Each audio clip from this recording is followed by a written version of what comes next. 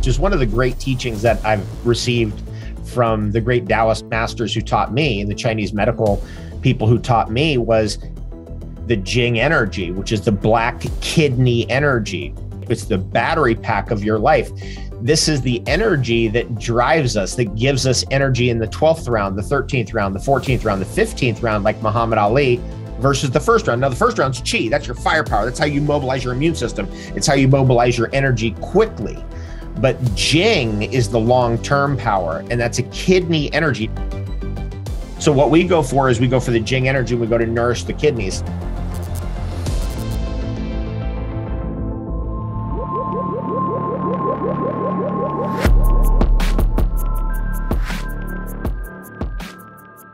David Avocado Wolfe, we are rocking in the studio today. Thank you for being on Wellness Force.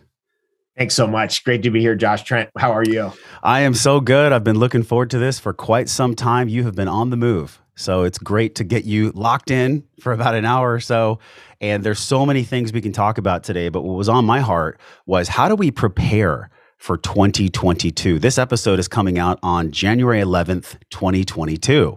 So looking ahead at the new year, we talked about hydrogen a little bit before we jumped on. We talked about your travels. We talked about a lot of things, but top of mind for you, top of heart for you, you said it was hydrogen. We're going to have this conversation go all around fortressing our health, but why hydrogen? I mean, why is that top of mind for you, top of heart? Well, I'm recently hanging with two friends of mine who have interviewed George Wiseman, Crow 777. You may know him, and Jason Lindgren, who's his sidekick. And George Wiseman's machine I've known about for some years. And so when I arrived at Jason's house, they had it. And I said, okay, it's been a while since I've seen that machine or used it. So I drank over 1.5 liters of the hydrogen water. It's really Brown's gas water, if you know what Brown's gas is. Brown's gas is when you direct hydrogen and oxygen at an angle at each other and then ignite it, and it forms a flame that you can put your finger in it, but it will melt a penny. It will cut right through metal. It's an extraordinary phenomenon. Wow.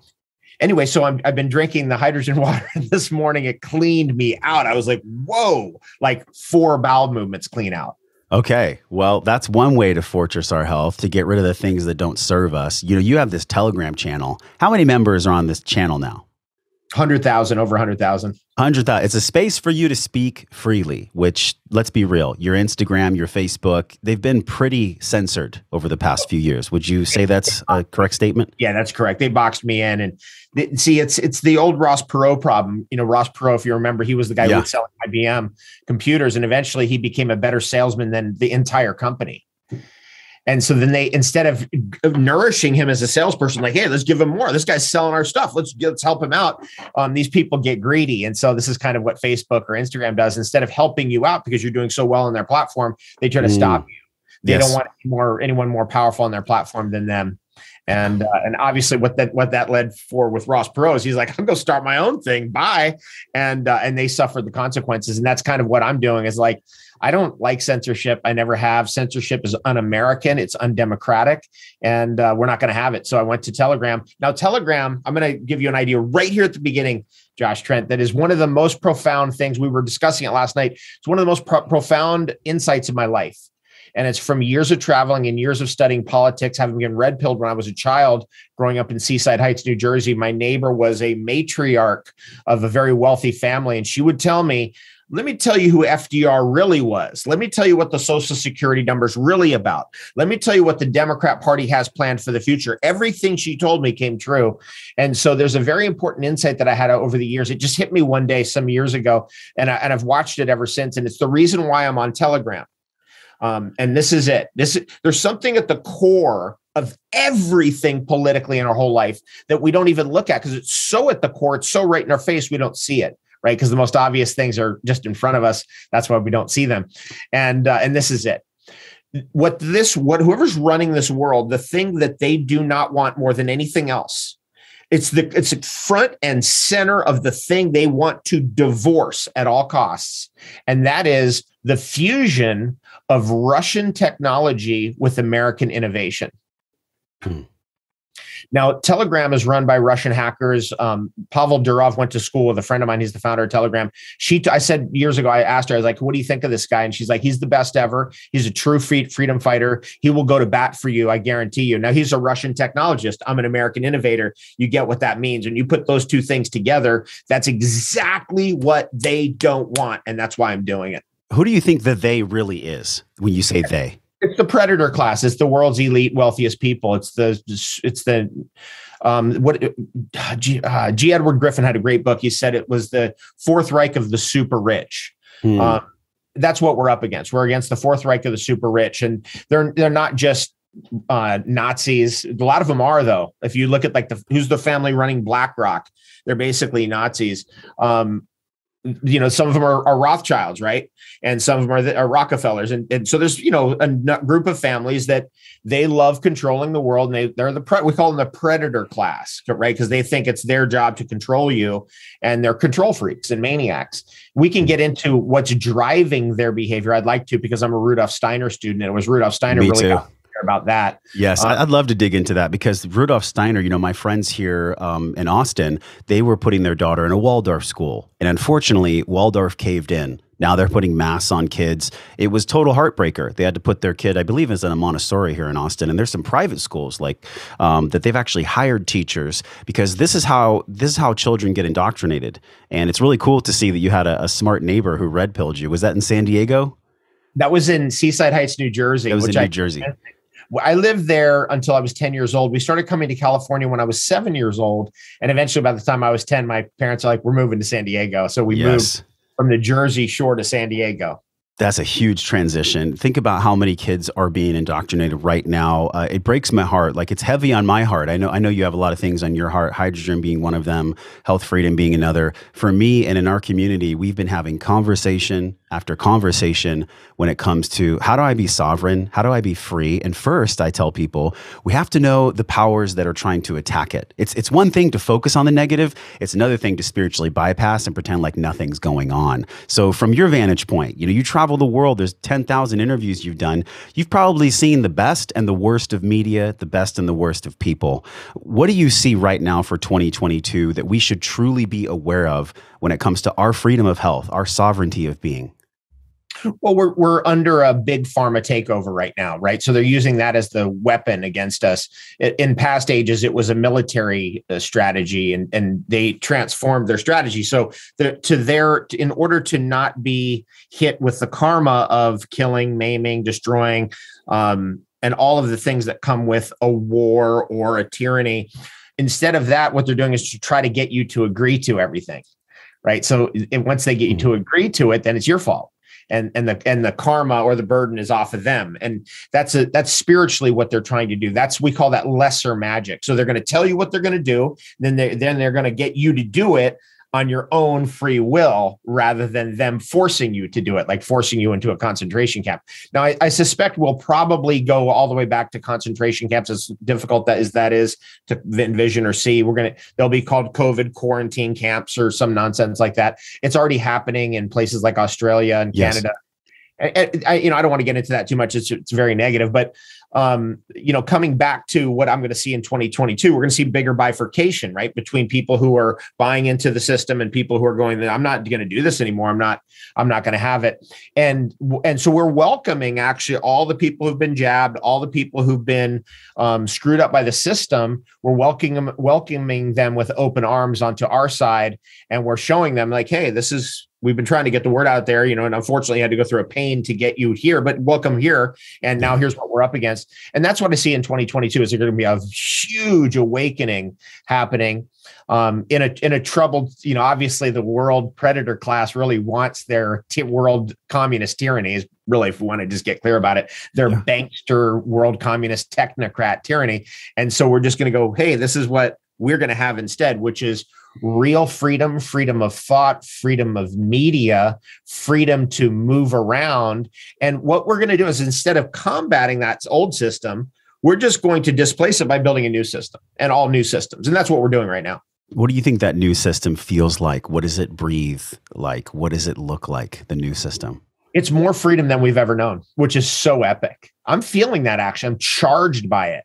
I just drove all over the East Coast, Texas, Louisiana, Mississippi, Alabama, Tennessee, Georgia, North Carolina, Virginia, West Virginia, Maryland, Pennsylvania, New Jersey, Delaware, New York State, Massachusetts, Rhode Island, Maine, Vermont, New Hampshire. Damn. All of those places, and stayed in all of those states. Most of them. I didn't stay in Delaware. There's a couple in there. I didn't stay in New Hampshire, but most of them I actually stayed there for at least a night or longer, and just got in with like what's happening with the people. And I was very impressed. I was actually very, very excited. I'm actually charged by it. Like, people are waking up and they're realizing what this is, and also they're being more bold about it.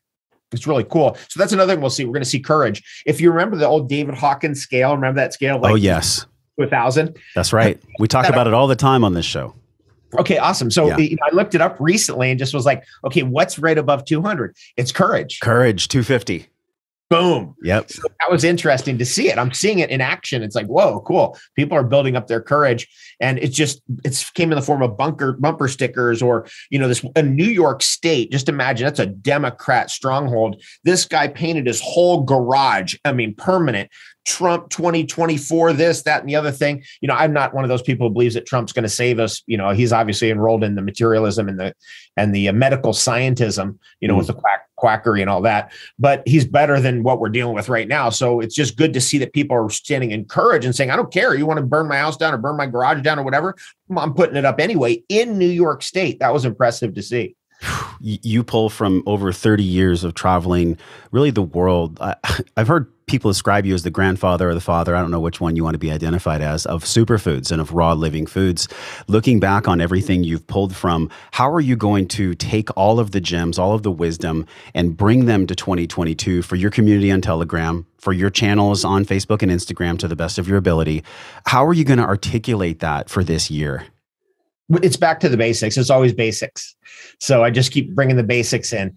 Like, you actually need raw food. You need wild food in your diet. You will be stronger. You'll be better off for it. You also are much better off having superfoods because you get way more in less space. Nobody wants to be eating this when they can eat this and get full and feel better from all that. Obviously, there's some kind of relationship that the more we eat, the quicker we're getting out of this world. But the less we eat, the longer we live. So the more we get to eat, actually. Right? Wait, can you say that again? Sorry. So the less we eat, the more energy we have? So, well, the less we eat, the longer we live. So the more we get to eat. Yes. Right. So that's a principle of success. It's a very important principle, which is if you delay gratification, you're going to get more gratification later. Okay. So the delayed gratification, we know that the limbic system, it's always seeking novelty. And I think, unfortunately, we also have to take into effect the amygdala and the ancient fear center of our brain. So we're at this juxtaposition, David, where people are getting accosted by scare media tactics and all this stuff.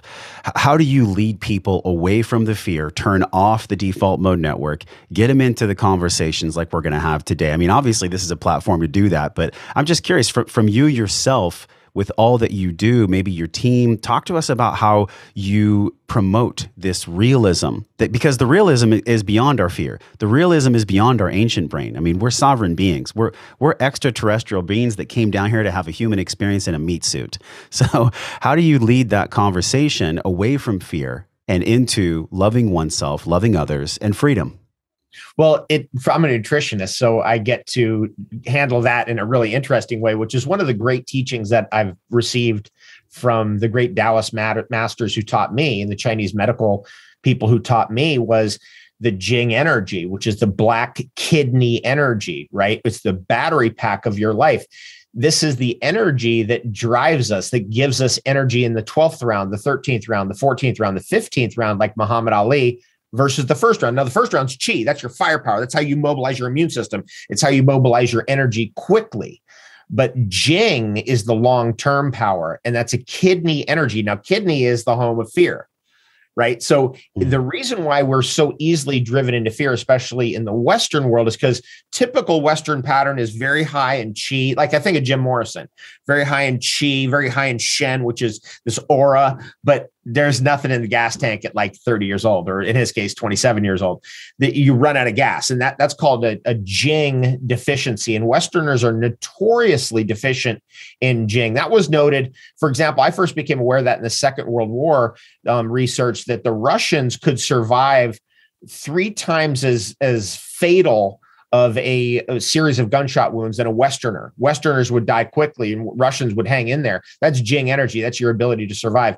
So that's also your kidney energy. So it's easy to manipulate Westerners with fear because their kidneys are deficient. So what we go for is we go for the Jing energy and we go to nourish the kidneys. So there's a number of ways to do that. One of them is the hot colds, which we're, of course, I think you're a huge fan of. Huge. Yeah. And swimming. I was swimming in the Atlantic Ocean 2 days ago. That was phenomenal. And I love swimming I was actually swimming in the ocean in New Jersey and in Maine. That was just fantastic. And I love doing wild river dips. We were doing that in Vermont. So just every morning, get up, go down to the river, boom, into the river, come back out, back into the river, come back out, back into the river, come back out, back into the river 4 or 5 times, to really get it. No sauna. The brown fat too. Let's bring the brown fat into this, because when we do the hot cold, like I have 2 cold tanks in my garage and I have a sunlight and sauna. So I'm constantly doing that. And actually for Thanksgiving, we're going to have some family come over. I'm going to treat them to their first cold therapy. Talk to us about brown fat. I mean, I'm sure you've studied a lot of cold thermogenesis and hormesis, and this is a huge way to get us out of fear, to get us in the present moment, is through the cold. I mean, it's fucking wild. Yeah, right. It is. And actually, so the brown fat, which is the darker meat, right? It's basically, you're a meat suit, just like a pig or a cow or any other mammal that's out there. And so as you develop that brown tissue, that brown meat, the brown fat, that's very in alignment with the Jing energy, right? So the darker that fat and that meat is, actually, if you're a meat eater, the better it is for you. You don't actually want the white meat. You want the darker meat. And that's also what you want for your own tissues. And that's what happens as you start to expose yourself, and you basically build up nerve force. In the old days, back in the Paul Bragg days, they called it nerve force. So that was what he was doing. He was like, I'm building up my nerve force by jumping in this cold water. But really the real thing that it builds up is Jing, which is resilience. Right. And so that's a way to get it. I personally always will do cold dips if it's available to me, no matter how cold it is, no matter how windy it is, even if it's in Iceland in the dead of winter in the night. I've done that many times.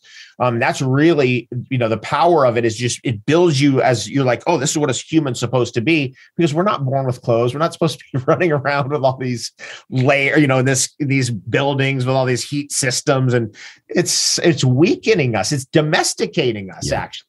Yeah. And so what we're seeing is a play against domestication. So this is a Rudolf Steiner idea, is that just because we're domesticated, the forces of nature are not allayed.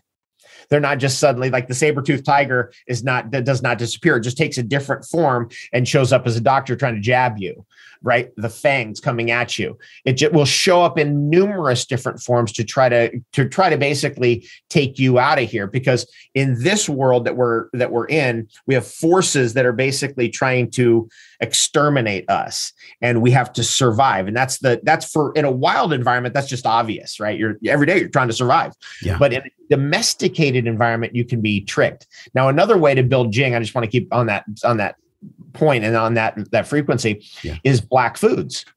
Black foods are always higher in Jing. So blackberries, if you have a choice, it's like, let's do the black rice instead of the brown rice. Let's do the black beans instead of the other colored beans.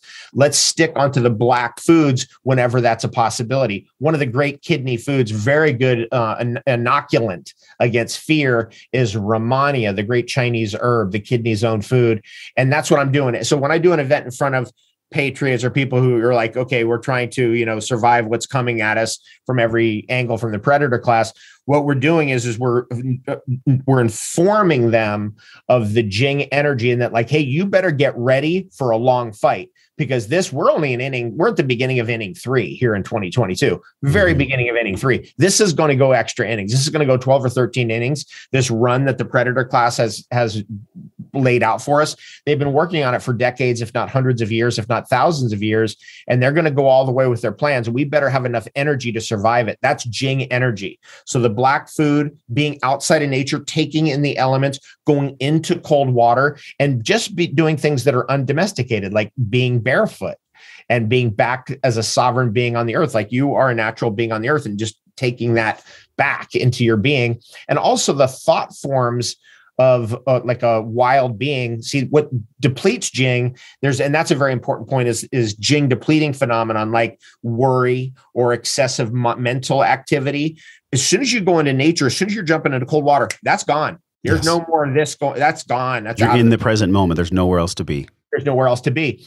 And that's one of the reasons why it works. Another Jing depleting thing that I'm working on with when I talk to a younger crowd is, for men, is release of semen. That's a very dangerous release of Jing. And so what ends up happening is with the porn culture, and that's what I'm working on with kids, like get away from porn. Very, very dangerous, because it depletes you of Jing and it weakens you. And that's exactly what the predator class wants. So, those conversations come in as soon as the kid's like 14, 15, then you can start having that conversation with them, especially with the young men. Because they're being targeted with porn in particular to deplete Jing, which then obviously increases fear and decreases longevity. Wow. I mean, personally, I've dealt with that porn addiction for 20 years. I've talked about it on the show. I've talked with Drew Manning on the show, who openly talks about that. The more we can bring light to this subject, let's be honest, sex energy is the creation force of life. So what you're talking about, that's what actually brings the Jing, right? The Jing is there. So every time we're basically climaxing as men, does the same thing happen to women? Can women get addicted to porn? I think they can. It's just the percentages are way lower. But essentially, this is a Jing steal, is what I'm hearing from you. Yes. Now, with women, it's different, because this is probably why women live longer. I think there's a couple theories that stand out for me. One is that for men, our metabolism is based in testosterone, which is a very volatile hormone. It can flip over and become aromatized and turn into a toxic estrogen with one step. Whereas a woman's whole system is progesterone based, which takes 3 steps to flip over into a toxic estrogen. And therefore they live longer, as progesterone is more protective than testosterone. And you can actually form testosterone out of progesterone. So progesterone is a more master hormone.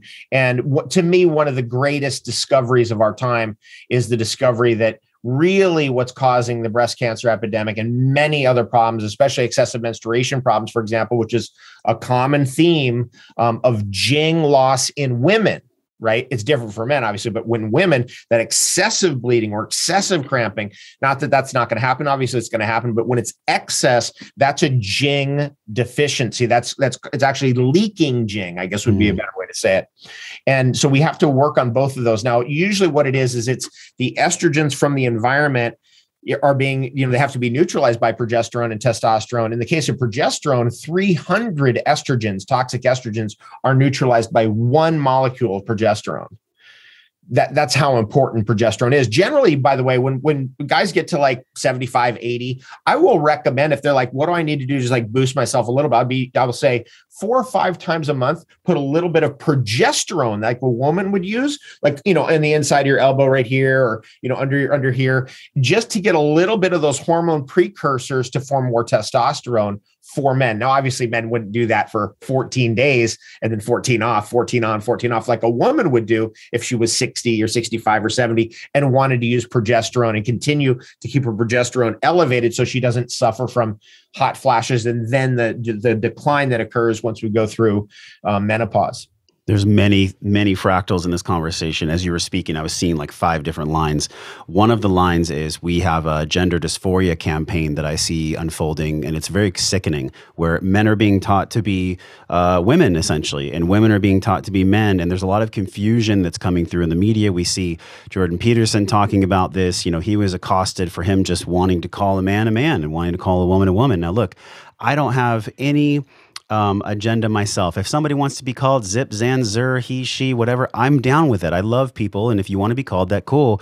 But don't change the nomenclature so that children get confused, so that their Jing energy is stolen. And then also, that's one line. And the other line is we have some of the runoff from the vaccine, where we have women having excessive bleeding. That's also a Jing steal. I mean, I don't feel like we're in the dark. I feel like we're bringing light to the dark right now. So what are the other ways? And do you have any feelings about what I just said? And then are there other ways that we're seeing Jing steal right now? Okay, well, and let's go back to the gay community. All my friends in the gay community are not down with what's going on right now at all. They've completely flipped over. A lot of them were like lifelong Democrats or liberals, depending on what country they were in, and have completely turned their back on that entirely. In fact, I only knew one gay person who unfortunately passed in 2021 here. It was a good friend of mine from Houston who actually voted Democrat in the 2020 election. One. I know a lot of gay people. Some of my best friends are gay. So that was a surprise. So I personally think that almost all the media is just gaslighting us, meaning that there's hardly anybody. Like I went through all the data. I'm obviously running a media show, a show. Basically, I'm investigating it every single day, all day long. In fact, I posted personally on my Telegram site for 2 years and 2 months straight every single day. Now I have a gal who's helping me, so it's taking the burden off a little bit, but that's how hardcore I am. I doubt personally that Beijing Biden got 30 million votes. I doubt it. That's how much cheating is going on. And so what is being revealed in the apocalypse of the moment that we're in is that we're like, oh my God, it's all cheating. It's all lies. It's going to 100% lies, right? In terms of what's being pushed out there. And so I, of course, immediately polarize against lies. And I'm like, well, we're going to tell the truth. And we're going to tell the truth come hell or high water. And that's what I love doing. That's what I've always been trying to do as a health advocate is like, look, you can't be injected with health. You actually have to go out and do things. It's a discipline. It's a series of actions. It's a mental set. It's all that, and it's also, you have to present the choices in front of people. And so I've done everything I can to get superfoods into every health food store in the Western world. We've done pretty well, actually. Cacao is a thing. Yes. You can, right? I feel like you put cacao on the map. I think many in the Western world know about it because you were talking about it in the 90s. Yes, there was there was nobody, you couldn't get cacao. You couldn't get raw organic cacao on the internet until I came along. You definitely could never get in a store. You would, when I go into like juice bars, and then I was at a place here in Louisiana where they actually had cacao on the menu. I was like, this is crazy. I'm in some little parish in Louisiana and cacao's on the menu here. That's because of me. If I had never existed, that would not be there. There's no way. So that is definitely one of my big breakthroughs in my life is getting cacao out there and many other superfoods. And it's just a joy and a love in my heart. And I did that on the road all those years. I really should get off the road, but I just love it so much. Why do you love the road so much? What is it about travel that lights you up? And how do you find balance as you're traveling? Well, I was born into the Jack Kerouac on the road, the meme of it all. Right. The whole mnemonic of the whole thing of like Jack Kerouac and being on the road, and driving back and forth across North America numerous times and in biodiesel buses and doing shows. And almost like the only people who really live a lifestyle like that, who really are like that, are certain actors who do a lot of movies and professional musicians. And I tend to get along with those types of people really well because of that, because they understand that lifestyle and what that's like. And it's just an absolute love. I'm enamored with the idea of traveling as a way of learning, the Mark Twain idea. And then also I'm a people person like you. So I like interacting with all kinds of people. And it's really troubling for me, I was at a festival with Shervine, my cousin Shervine, and we're having a blast and just people who've been hurt by Western medicine because they didn't know, and trying to, especially now it's getting worse and worse. So just trying to just be right there for them and be a real heartfelt support for them.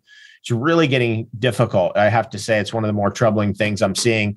And that side of it is, what you have to work on too. It's not just about food and diet and nutrition, but you also got to make sure that people don't get maimed by Western medicine. Yeah. There has to be there definitely has to be psychic protection from thought forms coming in that will train people to give away their Jing, which I love. I mean, I haven't studied that. It sounds like you've studied that for quite some time. So the psychic protection element of these people that have been really maimed and hurt by these Western ideas that are truly disconnected from nature. I mean, there's zero connection for most of the symptom-based care when it comes to living a natural life. Even natural immunity, David. Oh my God, natural immunity is blocked on Facebook and on Instagram. Like, for people that don't know what natural immunity even is, can you talk about germ theory and terrain theory and natural immunity? Because this is the kind of information that we can really grab onto. Like, we can take this and run with it, and we can succeed. Fantastic. Okay, so we'll let go of the Jing idea just for a moment, because that is such an important idea. And I hope everyone gets that. Black foods, black herbs, black superfoods. Yes. That into your diet. Get into the cold. Forget the sauna after a while. You don't need the sauna to then go in the cold. Start out that way, but eventually you don't need that. Just do the cold. Just do the cold. Just go for it. And the cold can be free. If you live in a cold town, you can just go jump in the river. Yeah, totally. There's nothing better. I mean, when I was in Vermont, we were able to just walk down the street and jump into a wild river coming down like snow melt. It was insane. I was like, my God, this is epic. If you have that, you have everything. I mean, it's like, there's no better high. You're not going to come up with some drug that's better than you stripping off your clothes, jumping into ice cold water, getting back out, going back in, getting back out, going back in, and just do that 5 times. You're not going to find a drug that's going to beat that. Yes. And before we go any further, I have to give a shameless plug because I love them. And it's the company called Plunge. They have one in my garage. We just had the founder on the show. Guys, go to wellnessforce.com/plunge if you don't have cold around your house. Okay, back to you, David. Shervine, I think, got one of those. Yes. They're amazing. And the water cleans itself. So you don't have to do the freezer with the boat sealant, and you don't have to dump the water out all the time. It cleans the water for you, which is amazing. That's amazing. Okay, yes. Maybe I need to get one, because I'm still using in Hawaii. I'm still using the freezer. Okay, I have that one too, but I love the Plunge because it's clean. I don't have to worry about it. Anyways, so back to you, this understanding of where we're going and how we can use all these things to fortress ourselves. The terrain theory, the germ theory, natural immunity. My God, we're in an age of confusion. Absolutely. Well, what we're seeing now is weaponized germ theory. So it's germ theory maximalism. Everything's about germs, and it's like hypochondria to the max, and they're exploiting those fears of people. And it's really sad to see what's going on. Actually, I'm not also a terrain theory maximalist, by the way, like Dr. Kaufman or Dr. Cowan. I love what they're doing. I love that they're putting that message out there, but I'm not a terrain theory maximalist. I have looked at this for over 30 years. I became aware of Antoine Béchamp, over 30 years ago. In fact, 25 years ago, I was selling the book Béchamp or Pasteur, or Béchamp versus Pasteur, on the internet. I was one of the first people to sell that book on the internet, about terrain theory versus germ theory. So really, I'm way more on the terrain side, but it's not just black and white. It never is. I don't care what your terrain is. You don't want to be sprayed with live anthrax. You just don't, right? It's like you don't want to jump into a sewer cesspool. I don't care what your terrain is like. You don't want to go into the London sewers and jump in. It's not doesn't make sense.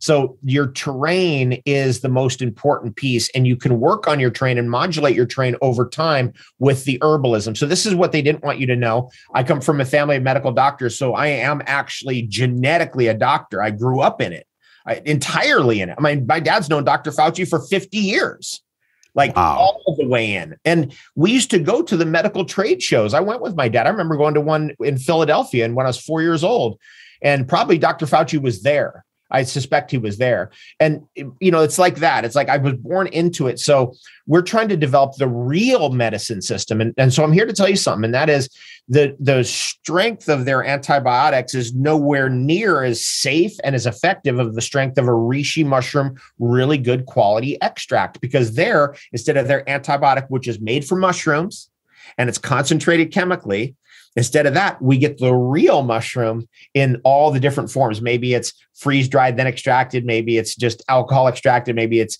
water extracted. And then those three combined together and then cooked down, so you get a real strong concentrate in the product, for example. And you can start getting reishi mushroom tinctures that are as effective as any antibiotic or anything else that's out there. And there's numerous examples of that, not only in the medicinal mushroom world, but also in just the world of herbalism.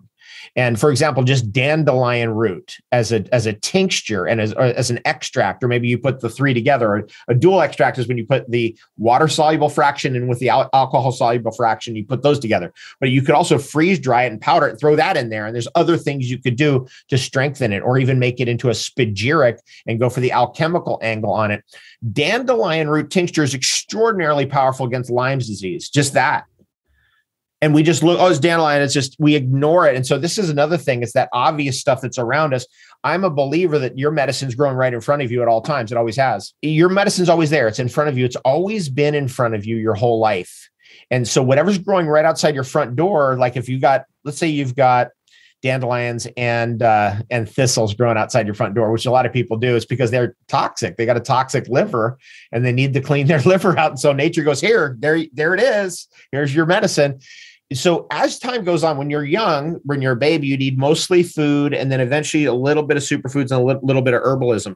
As time goes on, it becomes more about the food, then turns into more superfoods, and still the herbalism grows as a category. Eventually, when you get to my age, in my 50s, it's all about the herbalism. I don't need the food. I could fast. I should be fasting. I do fast a lot. This year, I will have fasted easily. I have fasted 32 days on water by the time this year's over. This year. Now I'm supposed to be doing 51 days on water this year, but I've definitely done 60 or 70 days of liquid diet, including water fasting this year, which is a goal I always try to reach every year. How does the fasting play into natural immunity? Because I've heard you talk about, I believe you said it was like summer to autumn and winter to spring are the best, are the quintessential times that we should be fasting. Is that true? Are those the time ranges? Why is that? Seasons. It just the forces of nature aid and abet you. That's why. And also it works better if you're on a full moon. So if you're going for a water fast and the moon's full, you have more energy. So your highest energy is full moon, high tide. Your lowest energy of the month is low tide, new moon. Just for anyone who's trying to track that and tune into that. Your highest energy is full moon, high tide, and your lowest energy of the month is low tide, new moon.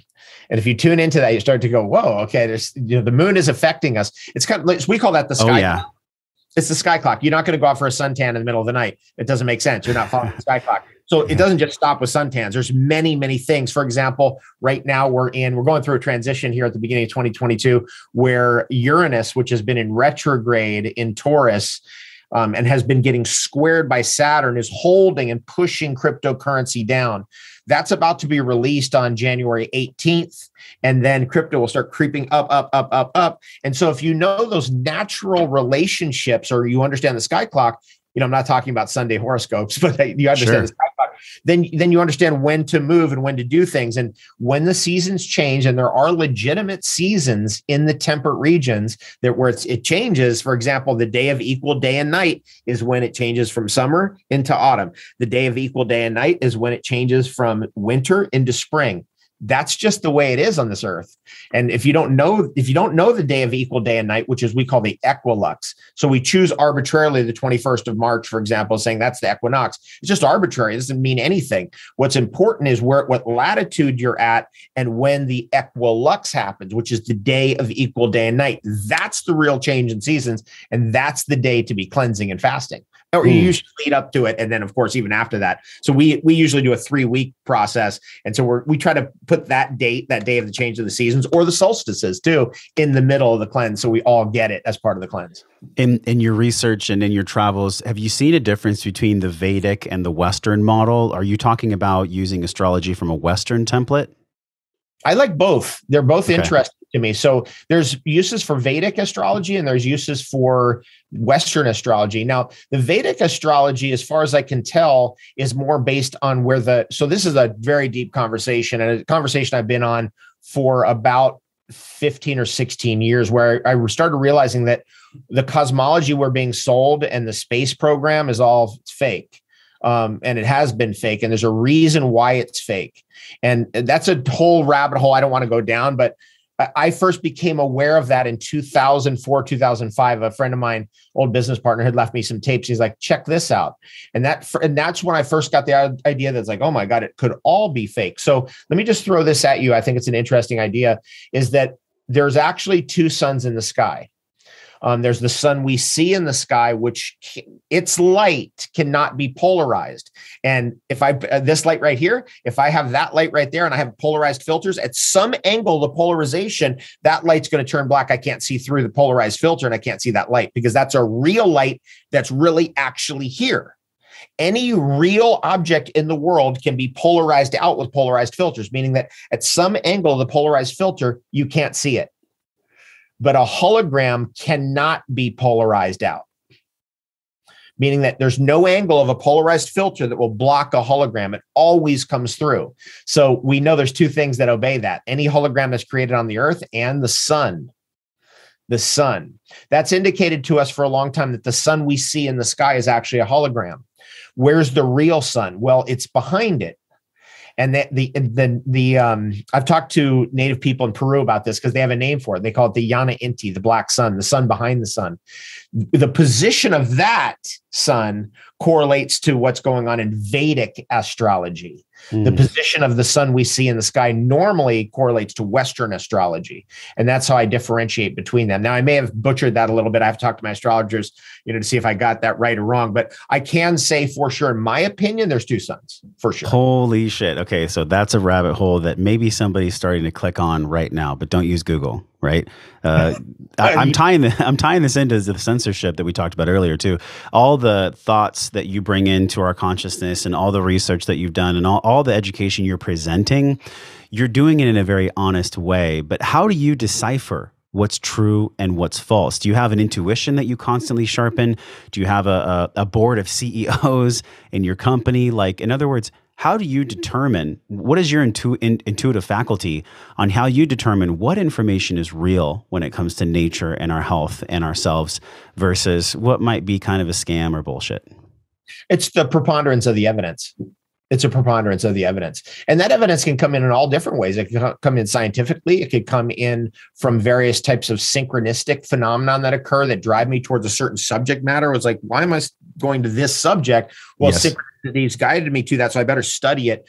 It's also, there's certain things that arise in consciousness at certain times. Like the cacao thing was kind of arising in consciousness when I hit upon it, and I just pushed that button all the way down.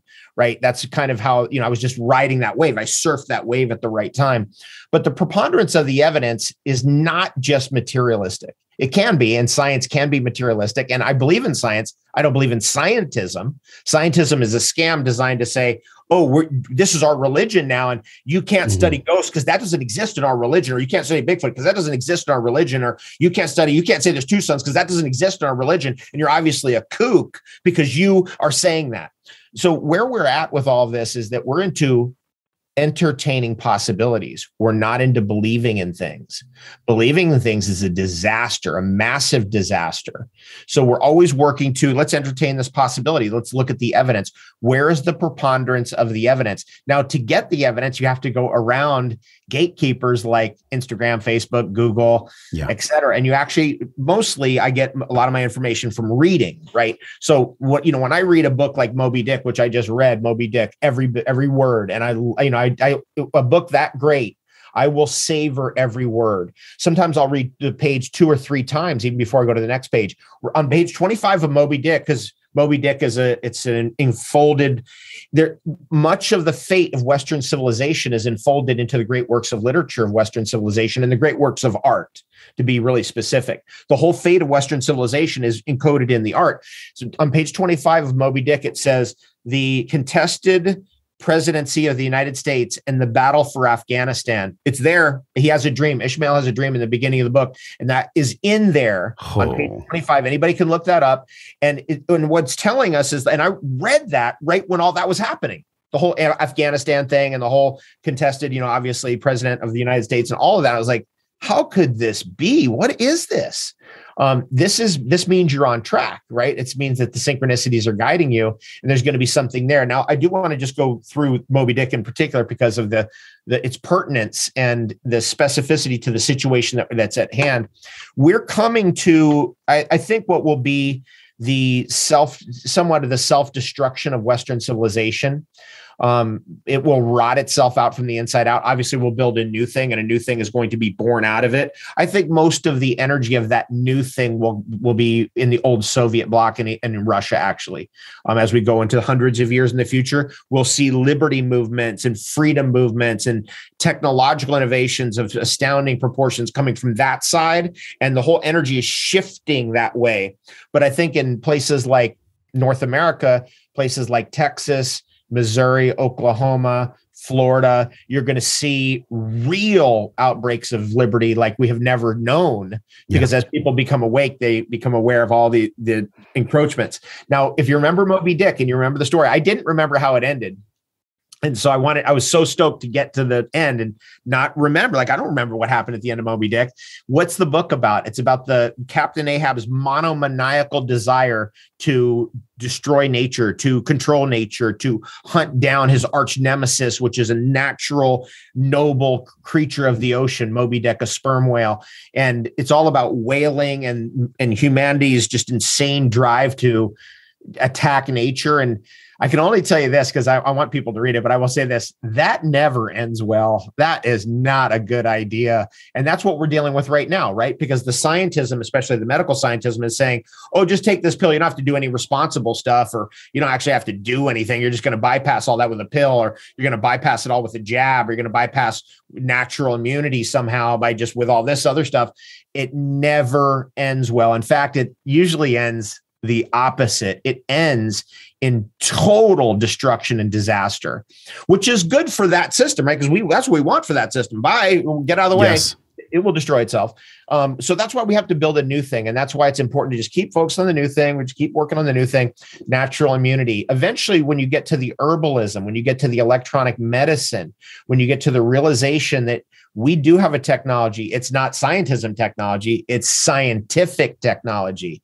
It's natural technology that can help us to live longer, better, happier, and with natural immunity. For example, if you dose yourself with medicinal mushrooms for 20 years, as I have done, every day, all day long, unless I was fasting or juicing or something like that, your immune system is permanently changed. There's no chance I'm ever getting sick, a cold, a flu, a COVID, a this, or that, ever. It's impossible. It doesn't matter what my exposure level is, because I've modified my terrain enough. I've gotten to natural immunity. And that's what I teach people. That's one thing I can teach people, because imagine I traveled for 26 years straight. I was not in one place for more than 4 weeks for 26 years. I made every single event that I was booked at over 26 years. That's over 3,000 events, and made all the shows and all that. You just imagine all that history, because I never was sick. How is that possible? Because we have a technology to not be sick. It's not what they're telling you. It has nothing to do at all with what's going on in Google or whatever, TV or whatever that is. It's a different technology. But if you do it, eventually you'll go, oh my God, this is legit. I have never in my life, I'm 41, I have never heard somebody connect the dots in Moby Dick like you just did. Oh, you guys rewind that, listen to it again. What else I was feeling? I really recommend it. It's phenomenal. It's a masterpiece. It's an opus. It's beyond Shakespeare. It's one of the most epic tales of all time. I get chills. I mean, I can't believe I ended up reading another 3 of Melville's books, and I'm in the 4th one right now. So that's book 5 now by Melville. That's how inspired I've been. The lines that I can connect also to the theory in Pocahontas, where the white men came and they're like, we claim this land. And then there's so many movies that have this narrative of, okay, it's already happened. We're just going to show you through art and through literature what you guys are experiencing. And it seems like that's definitely the case in Moby Dick. And I'm thinking about what we're writing now.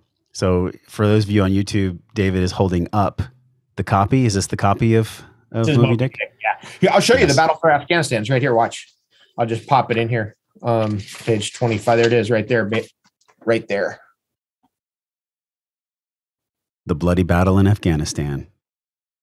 Wow. And when did he write that book? He wrote this in 1849. Unbelievable. The grand contested election for the presidency of the United States. Then it says, whaling voyage by one Ishmael, bloody battle in Afghanistan. Just for no reason. It makes no sense as to why that's there. Well, neither does time. Okay, you've just taught us that time doesn't make sense either, that we're on this quantum entanglement, that you and I are connected through so many people. You just brought up Moby Dick, which actually takes us to the present day. There are other works of art that I'm sure you've pulled from. Like, what other books, what other works of art can we go to learn about what's transpiring in 2022 and beyond? I am a huge fan of the Iliad by Homer, and I'm also a fan of the Odyssey. In fact, the Odyssey is probably my favorite book of all time, The Odyssey of Homer. And I went back and I reread the Iliad in 2020, and I probably am due. See, now the journey back, right? Once the cabal is defeated or whatever is going to happen, or, whenever we get to the other side of this nonsense, then it's probably the time for the Odyssey, because the Odyssey is the return home. Right. So right now we're still in the fight of it all. And remember, it's a 10-year siege and that's what the astrology indicates this is a 10-year, actually 11-year siege. It basically from January 2022, this thing is not going to resolve astrologically until the end of 2032, beginning of 2033. That's more than, it's like 10 and a half years or 10 years and almost 11 years. I'm grateful that it's in our lifetime. I mean, that's a pretty beautiful thing to experience, the coming home. Yes. I've been battling these crooks my whole life. I've been trying to get the word out there about what real medicine could be my whole life. I've been trying to warn people of the dangers of big pharma my whole life. This is nothing new for me. This is the fight I was born for. And actually, if I die in this fight, I'll be ennobled. I'll be stoked to die in this fight. And I believe in reincarnation because the preponderance of the evidence indicates that reincarnation is what's going on. And that's based on Max Tucker's work, Ian Stevenson's work, Dr. Brian Weiss's work, Rudolf Steiner's insights, and many other books on the subject that I've read over the years. The preponderance of the evidence is that we reincarnate either here or in other places, probably other spots that are similar to here, some closer to the central sun, some further away. So the closer you are to the central sun, the more ennobled is that world. And the further away from the central sun, the darker the demonic energies. The earth sits right in between, as far as I can tell from my teachers. Do you feel like if Steiner was able to see what's happening right now, especially in his schools? One of my friends, as I mentioned, they had to remove someone. They had to remove their daughter from a Steiner school, from a Waldorf.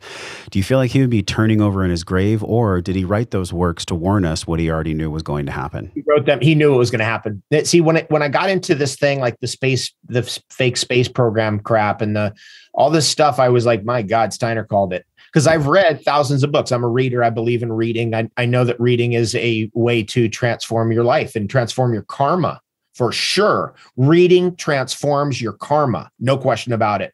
And so years ago, and I'll just tell the story because it's an important one for people who are like, should I read this book? Should I read? Years ago, I had two people in my life that were total geniuses. One went to the University of Chicago at age 14, over 200 IQ.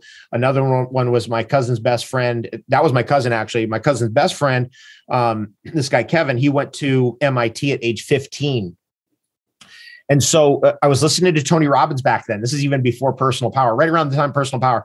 And he was saying, they're doing something different than you. They're not just smarter than you. They're doing something different. Find out what they're doing that's different than you. And I thought, that's okay. I'll ask them. So both of them were reading 3 books a day, 3 books every day. So at recess, hitchhiking to high school, reading 3 books, reading a book at recess. They weren't out playing. You think they were speed reading or regular reading?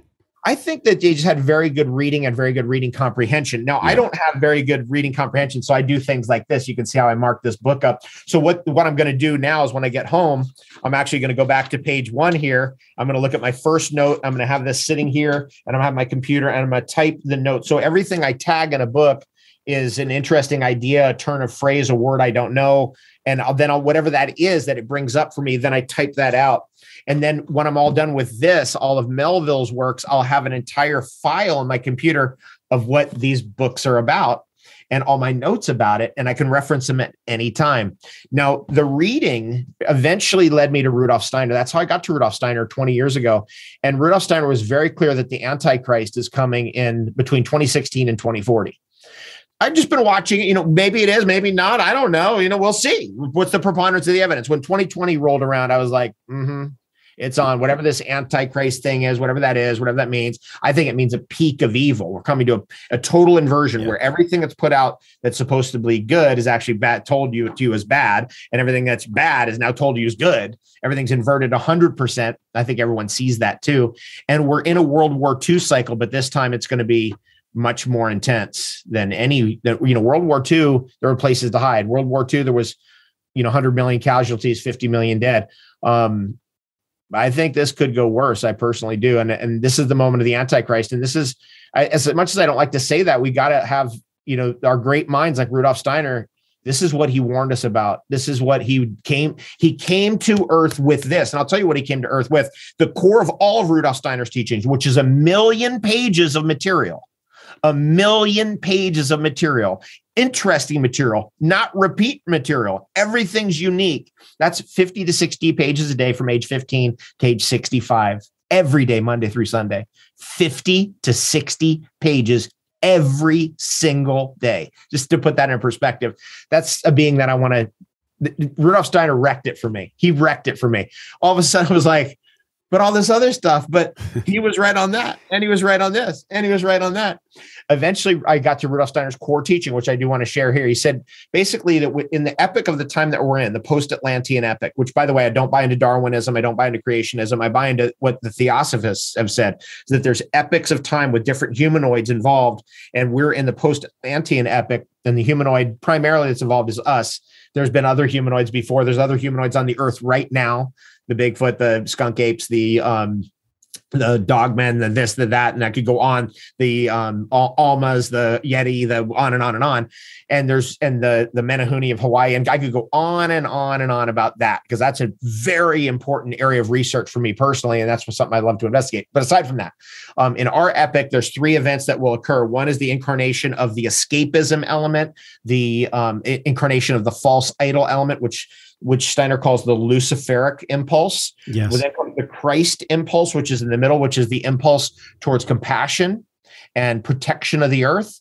And then comes the impulse of the materialism and scientism and technocracy. And he calls that the Ahrimanic deception, or that impulse. And we're in that right now. That's what's happening right now. He says that's going to happen in the 21st century. And it's going to incarnate as a flesh and blood being. Those impulses will incarnate into a flesh and blood being, which he calls the Antichrist. He has a name for the Antichrist, which is Ahriman, Ahriman, which is a Persian word, which, I'm half Persian, as you know, and Shervin, my cousin is Persian, 100% Persian. And we have both looked at that and we're like, he chose a Persian. He tells you that he does not choose the name Mephistopheles or Satan for a reason. It's like, you got to figure out what that reason is. Steiner says this, and it's between these two impulses that our life is existing. So let me just simplify that for the everyday folk, is like, basically when I'm working on someone, I'm like, okay, tell me about your life. I'm going to determine, are they Ahrimanic in their impulses? Are they a type A personality? Work, discipline, going to get it done. Going to just do this order, 5 o'clock, I'm doing that, 6, I'm doing that, 7, I'm doing that, 8, I'm doing that. That's an Ahrimanic person who will succumb to an Ahrimanic disease, heart attack, stroke. They basically will harden up, arthritis. They'll start to form stone formations. If the person is very Luciferic, where they're like, oh, it's all free love, man. It's all good. I'm all good, dude. I don't need to do that, man. I don't need to work. They're lazy or whatever. And they're like, no, just do yoga, dude. If they're that person, then I see, okay, they're Luciferic. So now that means that they're trying to escape. Okay. So either they're super, I'm in this world, I'm going to get this done, and they're materialistic in their core of their consciousness, or they're escaping. Somewhere in between is every human being on earth. And so what's in the middle is when you're creating. That's the cosmic Christ. When you're creating, escapism goes out the window, and so does materialism. You're in the moment of creation. This is the thing that all the parasites in the world cannot do. They cannot create. So the way we defeat the predator class is they constantly have to co-opt technologies and incorporate them in to control them, right? They're control freaks, but they can't ever create them. They can never create them. So ultimately, it will be a technology that will overturn their technocracy, because we'll bypass it. Right? Because as strange as this sounds, I've said this for many years, and people are like, dude, you're psycho. That's no way. Now they're not saying that. Now they're like, wait, what did you say? Which is ultimately the scientism is trying to stop science. It's trying to stop science. And science will go on, and innovations will go on, and that will lead to the predator class's defeat. Anyway, it's between those two impulses. So if somebody's escaping, I go, they need Ahrimanic disciplines. They need disciplines. They need order in their life. They need to stop smoking the ganja. They need to do something else with their time. They need activities. They need to, every day, you're getting in that cold water. You're doing this.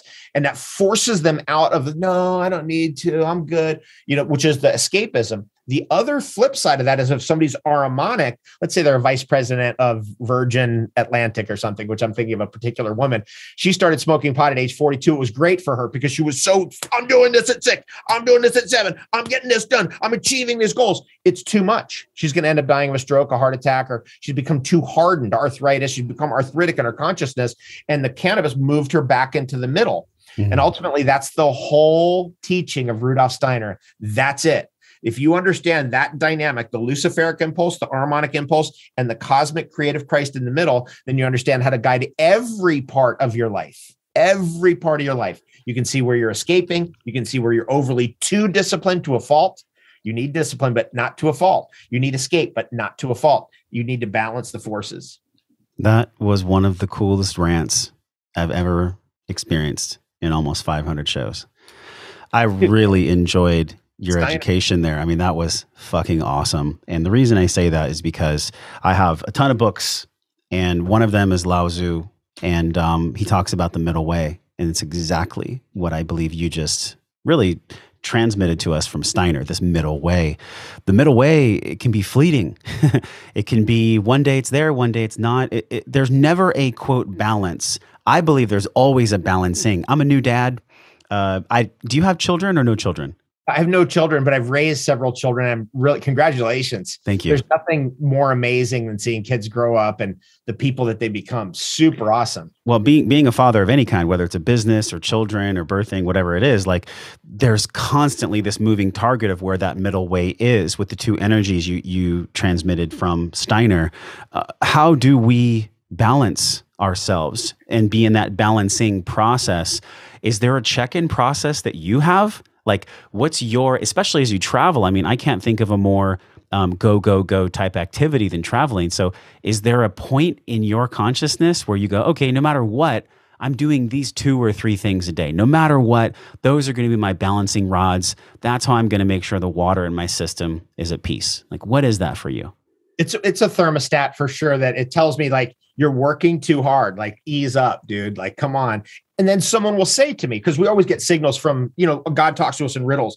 And so someone will say to me like, dude, like you're going out with us tonight, like get off the computer, like, come on. Yeah. I'll be like, oh, yeah, I better listen to that because that's God trying to get me back into balance. And then at the same time, on the other flip side is if I'm not getting the job done, I'm not doing the work and I'm escaping and I'm going to too many parties and this and that, there's a thermometer that flips on because I'm more harmonic in my consciousness for sure. That's my type A personality. I'm too like, let's get me it done. too. My calendar's right? Like do. Yeah. And yeah. You just have to break it up. And the best way to break that up is to do things that are creative, to create. Yeah. That's the ultimate answer to it all, actually, is like people are in fear, people are in concern, they're in worry, they're in escapism, they're in materialism. Just all of that goes away automatically when you're creating. We're going to let you go in a minute here, and you tell me if you have a hard stop, okay? Totally cool, but there were some questions from I'm having a lot of fun with you. Me too. There was 50 questions that came in from Facebook, Instagram, and email. I'm going to ask you the top 3 that I chose. Jerry asked, David, is it possible to detox right now in our modern world from heavy metals and also from nanoparticles? I think this is a really unique question because when we look at all the things that come in to try to steal our Jing, make us be off center, heavy metals, nanoparticles, those are real. I mean, if people don't know about those, can you share what those are and what's the strategy on how to remove them safely from us? Okay, great. I'm so glad that question came up. And that's what I spend, when you first got started, dude, this is wild. Back in the early days, my teachers told me they're like, now you're like talking about superfoods and diet and getting people on diet and this and that. But ultimately what you will do later in your life is you'll be leading detoxes for people. That's because that's what people need because we live in a toxic world. And I was like, okay, yeah, sure. They were so right. They were so right. I don't really, I want people to eat clean. I want them to eat organic. I want them to eat less, for sure. Less is better. But ultimately, if they're doing all of that, and a lot of people do that well, then we need to focus on detox.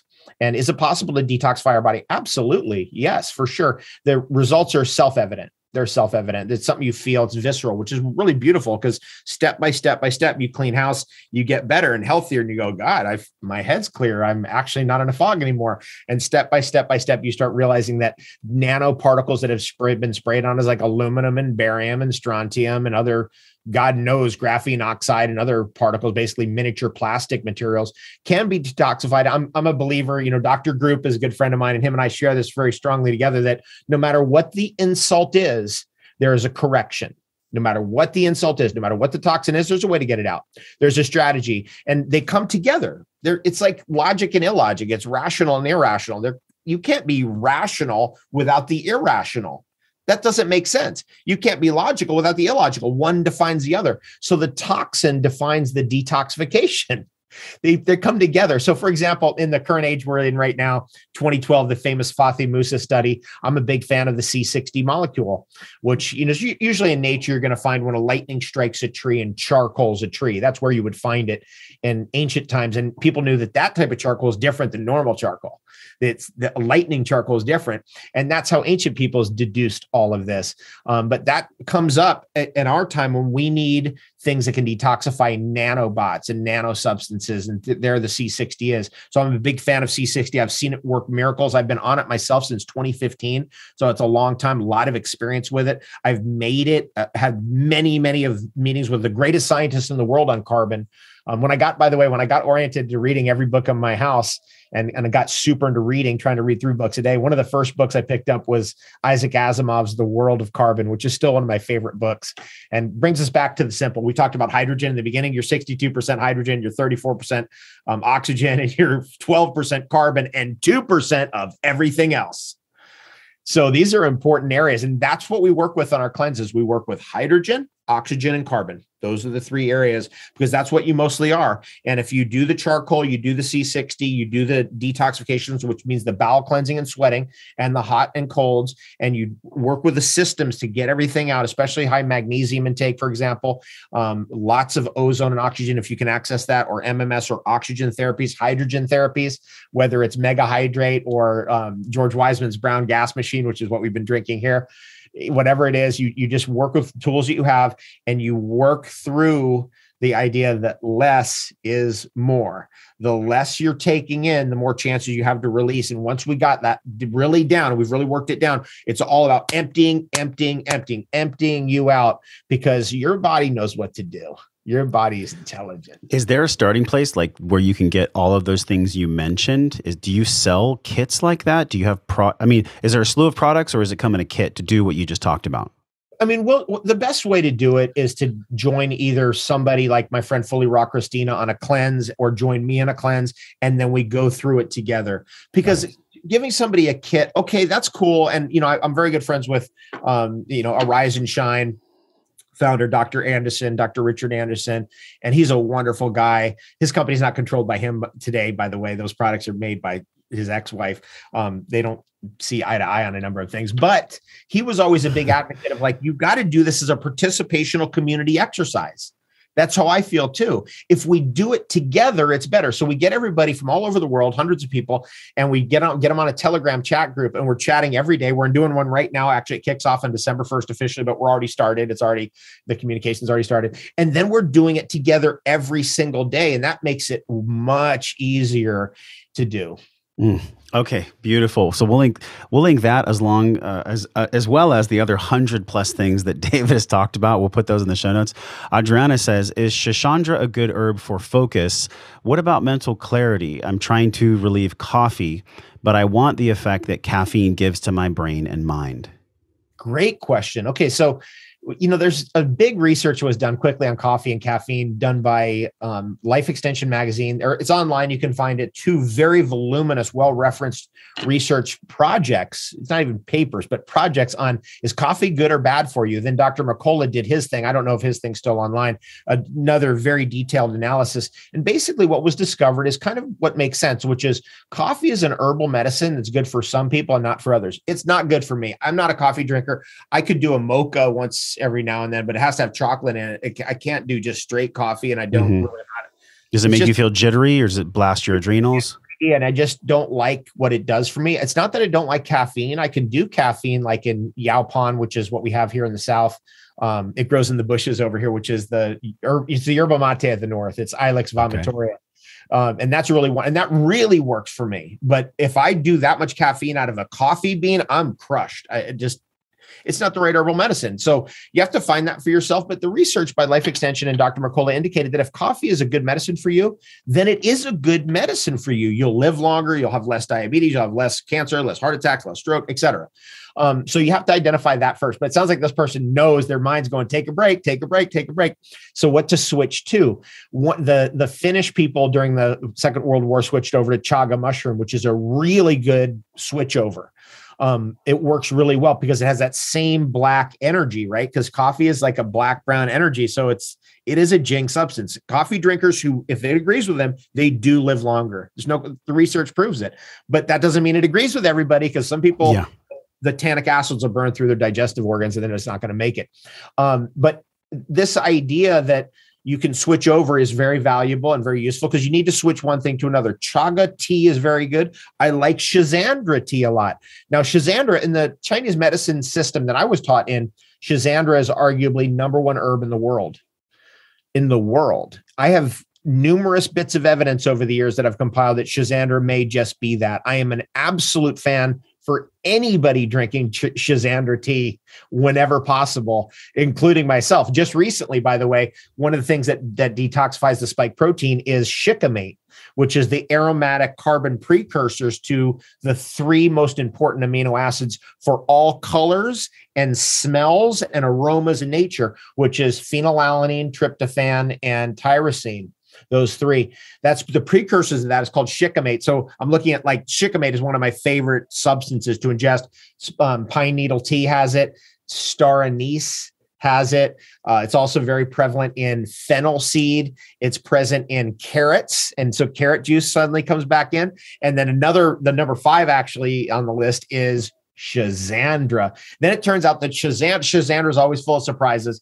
It turns out that Schizandra is in the family of star anise. I was like, whoa, they're closely related. And maybe we've heard a lot about star anise as kind of being the plague destroyer in terms of the herbalism. That was in Asia. That was always what people would go to. They'd go to the star anise for the thing to, like, fend off plagues. It's powerful how many things nature brings us that we just don't know about. So thank you for the reminder. The last question is from Ben. Ben, I'm considering psychedelics, but I also am considering vision quests. This is an awesome question because I did a vision quest this year. I know you yourself have done maybe many of them, if not tens of many of them. What advice would you give me for either psychedelic use or for vision questing? Great. Number one piece of advice is make sure you're with the right people in the right place. So let's say you're doing a vision quest. So out at Peyote Way Church of God, which is out in the Arizona desert, which I did vision quests with them for years and love them. Maybe a place you want to contact. I'm not sure if they're still there, but I know their son, Joseph, is still around. Anyway, they would watch you and they put you out in the desert and you're in a spot for 3 days and you're just with yourself. And if you want to just do that with just sober, you can do that with a peyote tea if you want to, and you just are with yourself. And that's good because then you have a good container. You have people who are experts and they do that on the regular. This is also important with any kind of ayahuasca use or peyote use. Like I do Native American church. So, that's where it's in a container. So you're in that teepee with all those people and you just go through the process. With ayahuasca recently, I just did Daime, which is their process, which is the ayahuasca church. And you sit there and you read the prayers and the hymns and you're at the table and you're all dressed up and you're trying to hold it together in a really nice way, in a formal way, which is wonderful. It's wonderful because it just holds that container so you don't go flying off the deep end. Sure. Or, because I've had experiences where somebody's like going through an exorcism right next to me and the people didn't know how to handle it. Yeah. And they know how to handle it. And so it doesn't disturb your thing and they're able to control that situation. And it's really important to have good people around who do that professionally. I want to piggyback and then I want to get how you feel about this. Personally, I believe that there are steps to go into ceremony. Being with yourself, loving kindness meditation, float tanks, Vipassana, seated in nature, maybe doing a single day fast. There's many, many steps, I think, that can prepare someone's nervous system and psyche safely so they can handle being blasted off from plant medicine. How do you feel about that? I agree with everything you just said. That was really great. Well summarized. I think to me, one of the things that comes up a lot is the day you're going to do the plant medicine, you should fast on water. You should. I mean, it's just to have any food in your system. Like when we did the Daime the other day, which was really wonderful. I was just so stoked that they had actual Hawaiian grown ayahuasca, which is I'm kind of a snob at this point. Like if it's not Hawaiian grown, I'm kind of like, oh God, where then it came from where, how long has it been in Why do you transit? care so much that it's from Hawaii? Because it's fresh and it's done right. And I know the people who make it over there on the Big Island. And so I'm familiar with who's making it. And I just love, that. And that's what they had. I was like, this is so epic. But one of the things that, was really, it was a bummer is that I ate some food earlier that day. And I was like, oh, today's the day. Now it was just fruit, but still I had to deal with it. I had to deal with the food being in my system. Eventually it came out, as it usually does during a ceremony like that. And you just want to fast on water. It's really that day of the ceremony, sometimes leading up to it's wonderful. Now that particular daime, I'm going to tell you a crazy story. I was with a good friend of mine who'd been working for many years to cleanse and detoxify her body. And it was day 48 on her water fast that she drank the daime with us. Day 48. She went at least 50 days. I have to contact her and see how long she actually went. She kept going. She's a super trooper. Incredible. Wow. Okay. So from everything that you've shared today and from all the thousands, maybe over 10,000 plus interviews you've been on, what is something that's clear and present for you right now that maybe you haven't been asked or maybe that really wants to be expressed? Well, people ask me a lot of times, and I think it's important right now in the context of what's going on is how do you maintain the inner joy, right? You have to maintain an inner joy no matter what's happening. If your center's being pulled over by this news thing or some other, dastardly deed that's happening over there, that's really troubling to your soul. So you have to find that inner joy within. And the way I find it is I'm a reader and I'm forever inspired by what I'm reading, and I'm forever inspired by certain phenomenon in nature. So I tell people, Shervine and I have been telling this for years, get a measured hour in nature every day. Mm-hmm. A measured hour. Get the phone away, put the phone away. In 1 hour, you're going to go into nature and just walk or just be in nature. Or for people like me, put it in your calendar. Put it in your calendar. Put it in your calendar. Somewhere in there. And what it does, it just allows you to reconnect with what's real and find natural inspiration. There's so many great things that can happen on a walk. You might find a medicinal mushroom. You might find a chaga mushroom. You might find a spring. You might find a beautiful creek, and the sound of it can be inspirational to you. And that's how you develop and make sure you maintain the inner joy. And there's many things that try to block us from that joy. There's a place for sacred sadness. There's a place for sacred anger. But ungrounded sadness and bathing in pain body or anger without a center, those things really don't have a place. Yet the ego tries to pull us there so often. Do you have a barometer for emotional intelligence? In other words, do you have an emotional hygiene, emotional intelligence practice for yourself so that you personally don't get pulled over to the ungroundedness of sometimes what sadness and anger can bring? This is it right here. I'm a drummer. And so this is an endless inspiration right here. Like I went back. So, the traditional grip, which is the jazz grip, which is from marching, they would have the drum over here. And that's how this grip was created. Yes. I went back in 2014 and I got into the drums kind of, step by step by step. And the guy across the hall from me in the dorms when I went to college, he had a drum set. And I was like, dude, show me a basic beat. Cause I always wanted to play it. So I started late. I started when I was 18 and I didn't really get any education at all. I just tried to listen to what I was hearing and try to play it. And when I was in 2014, I was like, I'm going to go back. I'm going to learn traditional jazz drumming. I'm going to get the books. I'm going to go through the whole process. I'm going to start all over again from the beginning. I cannot tell you what that has done for my mental state. It's just the best thing. If you have a musical instrument or if you've let a musical instrument go for some years, come back to it, bring it back and start over again. And I did that. And that is one of my favorite things in my life. Just, flipping the sticks and just doing the stick tricks like that. And just, like that stuff. It's just, I absolutely, I'm studying with kids who are like 24 years old, 25 years old. I'm in my 50s and I'm like, they're teaching me. I'm like, this is epic. I'm better than ever at this instrument. So it's my moving meditation. And I think the thing that I never got about Eastern meditation is that you're in like some yoga studio and you're meditating in a corner. That's all cool. I like that. But yeah, I'm never more in the no mind space, even jumping into cold water, right? Because in the drums, you're in it. You're in the beat. You have to be absolutely inside the beat. You can't screw up even once. If you screw up, everyone hears it and you're like, oh, God, I screwed up. And you have to, it's terrible. So that is a meditation that I love it so much. I'm absolutely fascinated by it. And that's what saved me. That's powerful, man. That's why we have the Breathe, Breath, and Wellness program where we guide students all over the world in breath work. Because we're moving the energy. When you're drumming, you're breathing. You're moving the chi. The prana is going up and down all the way around. So David Avocado Wolfe, man, one of my favorite podcasts ever. I really appreciate you. I'm so inspired by your work. There's a big rabbit hole that we can go down, and it is David Avocado Wolfe. In that rabbit hole, with all the things you've learned, which is quite a bit over the past 30 plus years, how do you define wellness? How would you even begin to define what wellness means to you? What is it to be well? What is well-being? What is wellness? It's an attitude. It's an attitude.